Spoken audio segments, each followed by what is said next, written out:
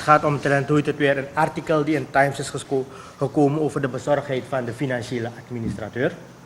Ja, en weer, dat is op 13 januari 2012 en 24 januari 2012 wederom. Toen bekend werd gemaakt dat de procedure van de districtsadministrateur al gestart is. Ja, het gaat in deze om, laat me zo zeggen, elke financiële organisatie valt in staat met de administrateur. Ja, de bezorgdheid is uitgegaan vanwege toen juffrouw Davids hier was. En tot de dag van vandaag, ze had ons iets beloofd. Tot de dag van vandaag zie ik dat ook niet komen. Die ministeriële iets van beschikkingen. En laat me zo zeggen, en daaraan sluitend wat ook verbaasd heeft, dat ze mede heeft gedeeld dat het laatste kwartaal van Nikeri nog niet is gestort. Dat heeft vraagtekens met zich meegebracht, dus naar mij toe.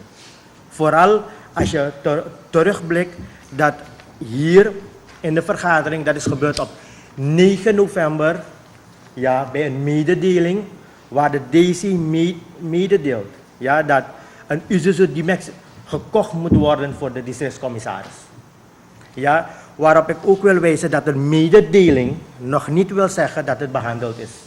Want al de vergaderingen, alle notulen zijn hier, is dat nog niet gekomen dat dat behandeld is.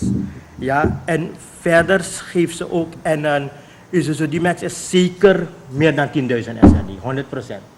Ja, SRD, 10.000 is zeker meer. Is ongeveer in de klasse van 33.000 US. Dus daarin zit het. En wat mij ook dwars zit, ik heb ook in een artikel ook aangehaald, dus de interview van mij, ik heb duidelijk ook gezegd dat het medegedeeld is. Ik herhaal het weer, een mededeling is nog niet dat het behandeld is. Ja, laat me zo zeggen, wat de DC ook in haar interview in de West heeft gezegd, dat ik de plank slaat.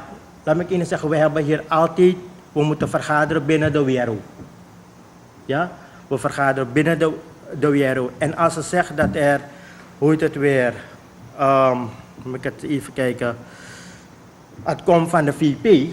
Ze zijn de VP, de minister, ze zijn geen kleine jongens, ze zijn de grote jongens. Ze weten als ze een beslissing nemen en als het een beleidsmaatregel is, moet er, en vooral als de districtsfonds bij komt kijken.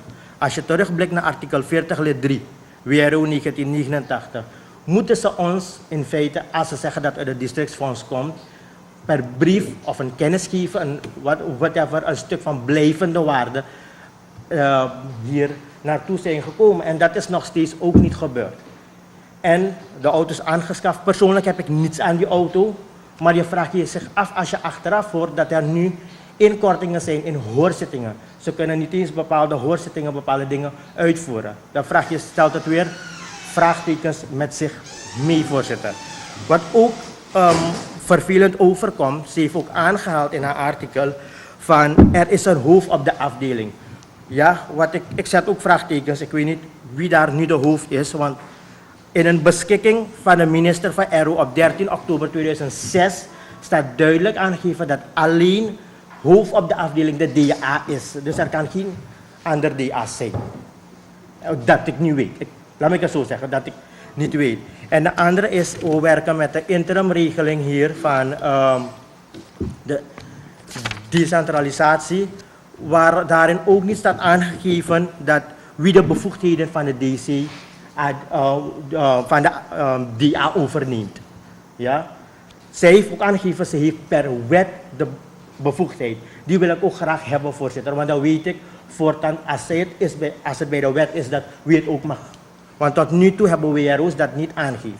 Ik zeg niet dat ze fout handelt, maar het gaat, laat me zo zeggen, om misverstanden te voorkomen. Ja, zwart of wit. Dan weten we dat zo'n bevoegdheid aan zo iemand is gegeven bij afwezigheid bij die anderen. Want het decentralisatieproject, de WRO, staat dat niet geschreven. En als ik terug moet komen op dat er een mos was dat de DC's een auto moet hebben, geeft het me weer vraagtekens. De districtsfonds zijn gelden van de bevolking, de burgers. Ja, we hebben hier van de decentralisatie een Land Rover. We hebben een Noah busje. Een Land Rover kan in elk hoek en gaat gaan van de district. Als men ziet graag dat de DC nieuwe auto's moet hebben, of moet rijden, kunnen ze gewoon een Japaner komen, een Toyota Corolla dus bijvoorbeeld. Want je gaat niet met zo'n auto, want je hebt een Land Rover die naar de racevelden kan gaan. Het tweede punt, die Toyota L200 kon ook nuttig besteed worden. Het lijkt niet dus uitgeleend te zijn, maar meer afgestaan te zijn. Ik zie op welke manier de politie die auto vernietigt. Het doet me pijn. Want men zegt één persoon rijdt, het is niet waar. Ik heb in één dag, ik heb ergens gezeten. Eén dag hebben zeker 6 mensen die auto gereden. En op die manier, hoe ze in de kuilen zijn gegaan, is niet goed te praten.